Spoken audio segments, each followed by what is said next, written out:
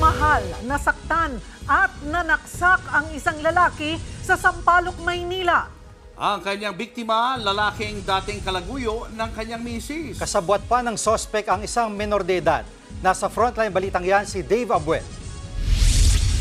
Sa kuwang ito ng CCTV, kitang nakaupo sa tabing kalsada ang isang lalaki sa Marsan Street, Sampaloc, Maynila.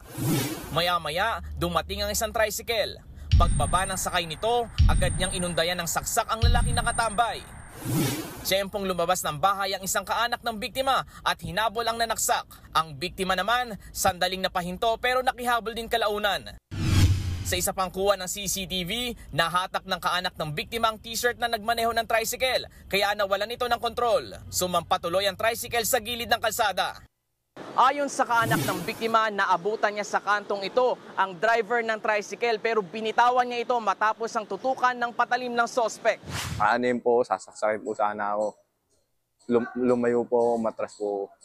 Tapos pag-atras ko po, umabol ulit po ako. Hindi ko na po sila naabutan.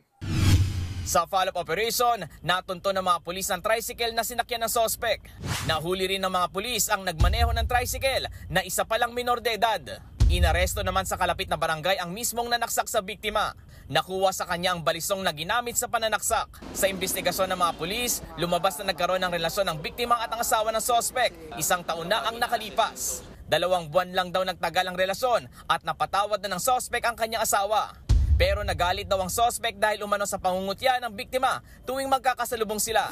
Saksak sa balikat at bandang kilikili ang inabot ng biktima na nagpapagaling pa sa ospital. Hawak ng mga social worker ng Maynila ang minor de edad na driver ng tricycle.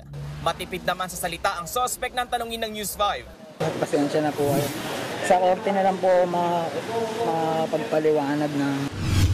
Nasa kustodiya na ng Sampaloc Police ang sospek na maharap sa reklamang frustrated murder.